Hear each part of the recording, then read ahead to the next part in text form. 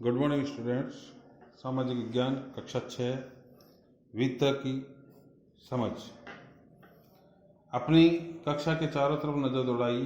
क्या कोई ऐसा साथी है जो बिल्कुल आपकी तरह दिखता हो? इस पाठ में आप पढ़ेंगे कि लोग एक दूसरे से कई मामलों में भिन्न होते हैं। वे न केवल अलग अलग दिखते हैं बल्कि वे अलग अलग क्षेत्रों से भी आते हैं। उनके धर्म, रहन सहन, खान पान, भाषा, त्योहार आदि भी भिन्न होते हैं। ये भिन्नताएं हमारे जीवन को कई तरह के रोचक एवं समृद्ध बनाती है। इन भिन्नताओं के कारण ही भारत में विविधता है। विविधता या अनेकता हमारे जीवन को किस तरह से बेहतर बनाती है? भारत इतनी विविधताओं वाला देश कैसे बना है? क्या सभी तरह की विविधता का ही भाग होती है? चलिए इस कुछ उत्तर पाने के लिए हम इस पाठ को पढ़ते हैं। आपकी उम्र के 3 बच्चों के ऊपर चित्र दिए गए हैं। ये चित्र है, ये चित्र है, ये चित्र है। इसमें है तीनों लड़कियों के चित्र हैं, पर तीनों की शक्ल अलग अलग है। तीनों के बालों की स्टाइल बिल्कुल ही अलग है। तीनों के कपड़ों की स्टाइल अलग है। खाली बक्से में आप अपना चित्र बनाइए। क्या आपका चित्र अन्य 3 मित्रों जैसा ही है? हो सकता है आप चित्र इन तीनों से बहुत भिन्न हो। जैसे कि तीनों चित्रों में भी आपस में एक दूसरे से नहीं मिलते हैं। ऐसा इसलिए कि हम सबका चित्रकारी करने का अपना अपना ही एक तरीका होता है। जिस तरह हमारी चित्रकारी में भिन्नता है, उसी तरह हमारे रंग, रूप, खान पान आदि में भी विभिन्नता है।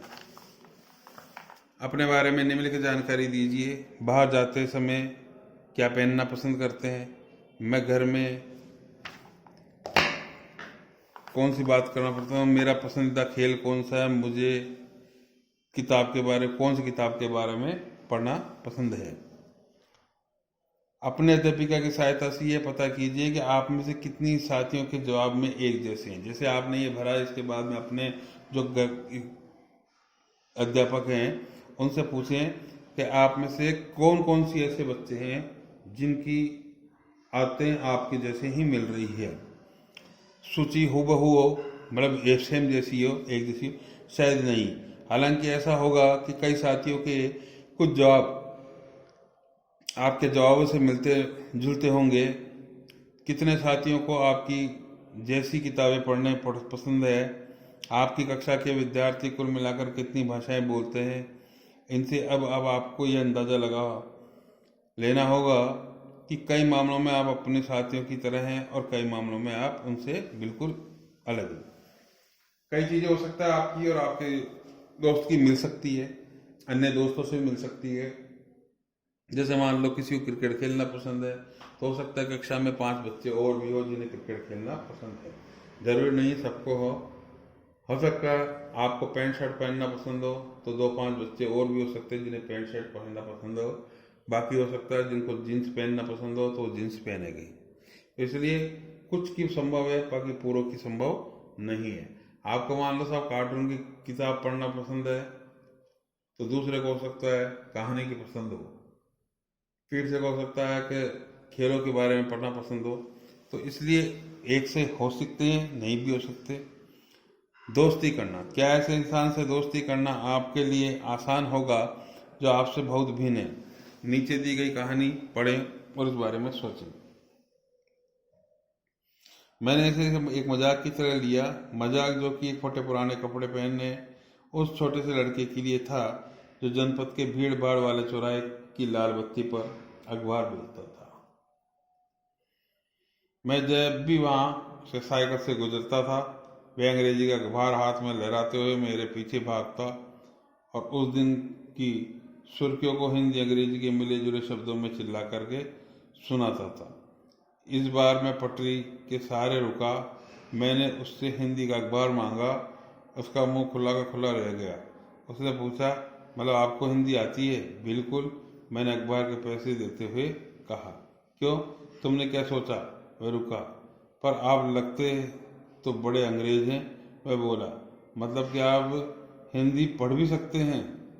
हाँ बिल्कुल पढ़ सकता हूँ। इस बार मैं थोड़ा अधीर होते हुए बोला, मैं हिंदी बोल सकता हूँ, पढ़ सकता हूँ, लिख भी सकता हूँ, मैंने स्कूल में दूसरे सब्जेक्ट विषय के साथ हिंदी पढ़ी है। सब्जेक्ट, उसने पूछा। अब जो कभी स्कूल नहीं गया उसको मैं क्या समझाता। सब्जेक्ट क्या होता है? वह कुछ होता है। मैंने शुरू किया ही था कि बत्ती हरी हो गई और मेरे पीछे गाड़ियों के हॉर्न का शोर 100 गुना बढ़ गया। मैंने भी अपने आप को ट्रैफिक के साथ आगे बढ़ने दिया। अगले दिन वह फिर से वहाँ पर था। वह मुस्कुरा रहा था। मेरी तरफ हिंदी का अखबार बढ़ाते हुए उसने कहा, भैया आपका अखबार। अब बताइए सब्जेक्ट क्या चीज़ है? अंग्रेजी का यह शब्द उसकी ज़बान पर अजीब सा लग रहा था। ऐसा लग रहा था मानो को अंग्रेजी में सब्जेक्ट शब्द का कोई दूसरा अर्थ है, प्रज्ञा। उस अर्थ में वह उसका प्रयोग कर रहा है। ओहो, यह कुछ पढ़ाई लिखाई से संबंधित है, मैंने कहा। उसके बाद चूंकि बत्ती लाल हो गई थी, सो मैंने पूछा, तुम कभी स्कूल नहीं गए हो? कभी नहीं, उसने जवाब दिया। फिर बात बढ़ाते हुए उसने गर्व से कहा, मैं जब इतना ऊंचा था तभी मैंने काम करना शुरू कर दिया था। उसने मेरी साइकिल की गद्दी के बराबर अपने आप को नापा। पहले मेरी माँ मेरे साथ आती थी, लेकिन अब मैं अकेले ही कर रहा हूँ। अभी तुम्हारी माँ कहाँ है? मैंने पूछा। पर तब तक बत्ती हरी हो गई थी और मैं चल पड़ा। मैंने उसे अपने पीछे कहीं से चिल्लाते हुए सुना। वह मेरठ में है।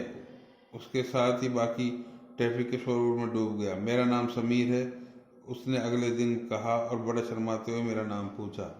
आपका नाम? यह तो बड़े आश्चर्य की बात है कि मेरी साइकिल डगमगाई। मेरा नाम भी समीर है, मैंने बताया। क्या? उसकी आंखें एकदम से चमक उठी। हाँ, मैंने मुस्कुराते हुए कहा। तुम्हें पता है समीर का अर्थ क्या है? पवन, हवा। पवन पुत्र कौन है जानते हो ना? हनुमान। तो अब से आप समीर 1 और मैं समीर 2। उसने खूब खुश होते हुए कहा। हाँ ठीक है, मैंने जवाब दिया और अपना हाथ आगे बढ़ाया। हाथ मिलाओ समीर 2। उसका छोटा सा हाथ मेरे हाथ में एक नन्ही चिड़िया की तरह समा गया।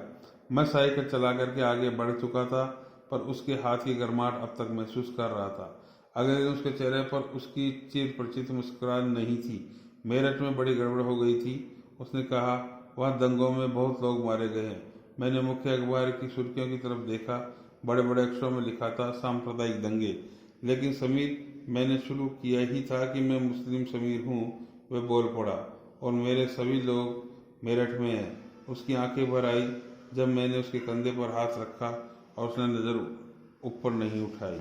समीर 1 और समीर 2 में से कोई 3 अंतर लिखिए। क्या इस अंतर उन्हें दोस्त बनने से रोक सकते थे? समीर 1 और समीर 2 में अंतर यह था कि एक तो समीर 1 था बड़ा और समीर 2 था छोटा। समीर 1 पढ़ा लिखा था और समीर 2 अनपढ़ था।